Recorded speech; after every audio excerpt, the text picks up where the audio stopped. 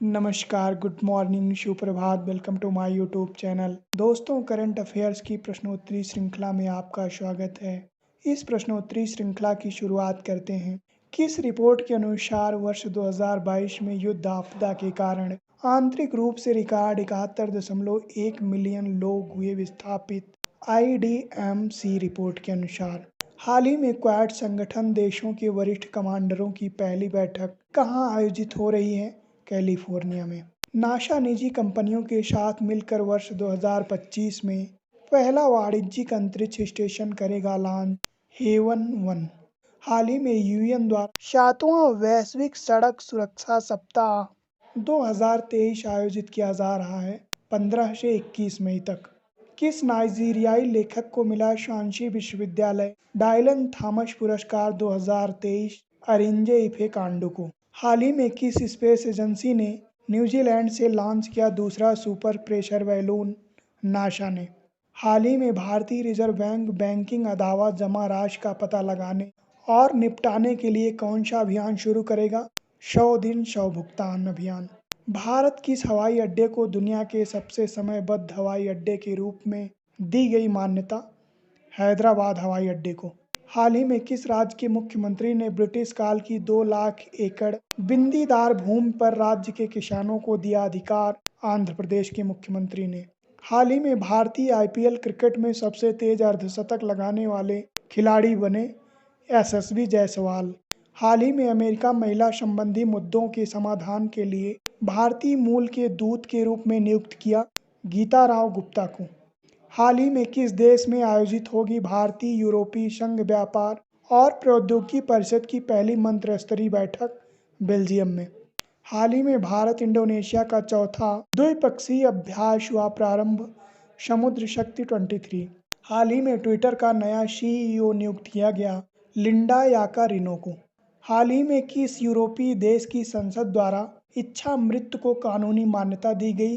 पुर्तगाल की संसद द्वारा। हाल ही में दुनिया भर में विश्व प्रवासी पक्षी दिवस मनाया गया 13 मई को।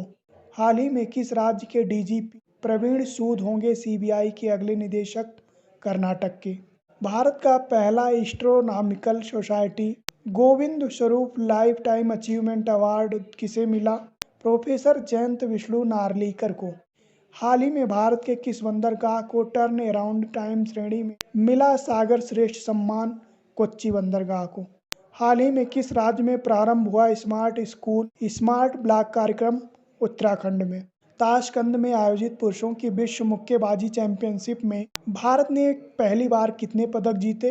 3 पदक। हाल ही में किस तटीय राज्य के पास मिला अब तक का सर्वाधिक 15,000 करोड़ रुपए का मादक पदार्थ?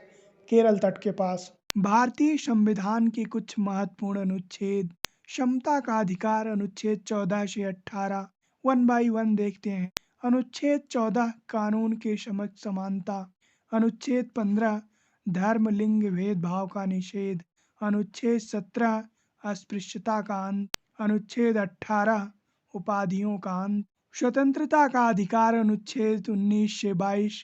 अनुच्छेद 19 अभिव्यक्ति की स्वतंत्रता। अनुच्छेद 21 जीवन तथा व्यक्तिगत स्वतंत्रता का संरक्षण। अनुच्छेद 21 ये शिक्षा का अधिकार 6 से 14 वर्ष के बच्चों के लिए। अनुच्छेद 22 कुछ मामलों में गिरफ्तारी।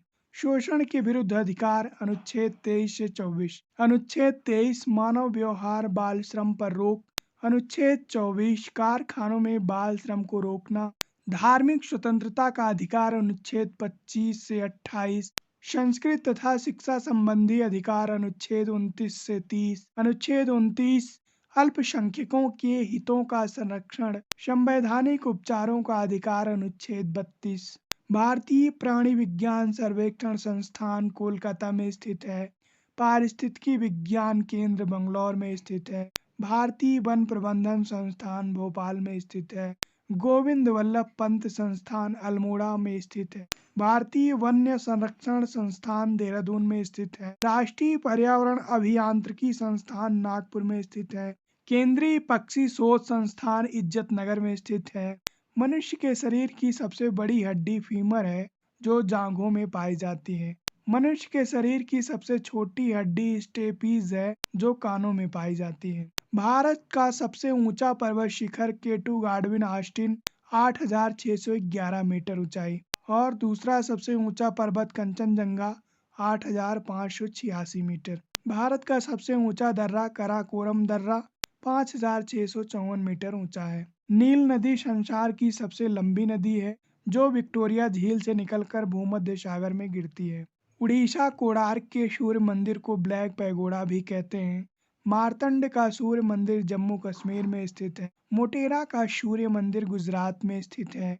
जिस क्षेत्र में मुख्य खाद्यान्न पॉलिश किया हुआ चावल है वहाँ लोग बेरी बेरी रोग से ग्रसित होते हैं क्योंकि पॉलिश किए हुए चावल में थायमीन की कमी पाई जाती है।